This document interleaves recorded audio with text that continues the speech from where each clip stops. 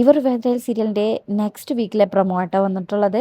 അങ്ങനെ അതിൽ കാണിക്കുന്നത് അനുപമ രാവിലെ എണീറ്റ് നോക്കുമ്പോൾ ഭവാനിയെ കാണുന്നില്ല കേട്ടോ. അങ്ങനെ ഭവാനി അമ്മയെയും അഞ്ജനയെയും കാണുന്നില്ല എന്ന് പറഞ്ഞ് എല്ലാവരും കൂടെ അവിടെ തിരയുമ്പോൾ ഭവാനിയുടെ റൂമിൽ നിന്നൊരു ലെറ്റർ ഇട്ടോ. ഞാനും എൻ്റെ മകളും പോകുന്നു. ഈ വീട്ടിൽ പീഡനം മാത്രമാണ്. ആർക്കും ഞങ്ങളോട് സ്നേഹമില്ല, ഞങ്ങളോട് ഒരു വിലയുമില്ല.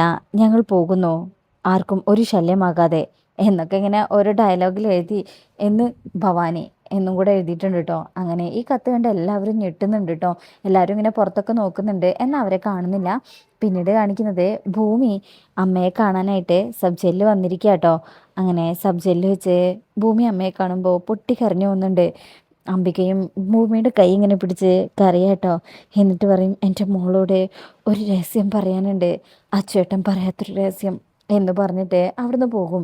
അതിൽ സത്യം, അതായത് ആ രഹസ്യം എന്താണെന്ന് പറയുന്നുണ്ടോയെന്ന് അറിയില്ല കേട്ടോ. ഭൂമി ഇങ്ങനെ അവിടെ നിന്ന് പൊട്ടിക്കരയുന്നുണ്ട്. അംബിക കരഞ്ഞുകൊണ്ടാണ് അവിടുന്ന് പോകുന്നത്.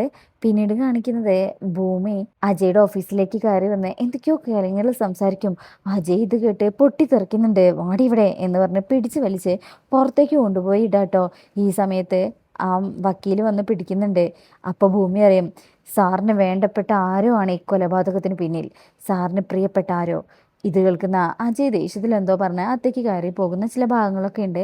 പിന്നീട് കാണിക്കുന്നത് ഭവാനിയും അഞ്ജനയും കൂടെ വേറെ ഏതോ സ്ഥലത്താട്ടോ. ഭവാനി ഒരു സാധാരണ സ്ത്രീയെ പോലെ, അദ്ദേഹത്തിന് വീട്ടിലിടുമ്പോൾ നൈറ്റിയൊക്കെ ഇട്ടിട്ട് പുറത്തുനിന്ന് തിരുമ്പണേ. അപ്പം അങ്ങോട്ട് കാറ് വരുന്നുണ്ട് കേട്ടോ.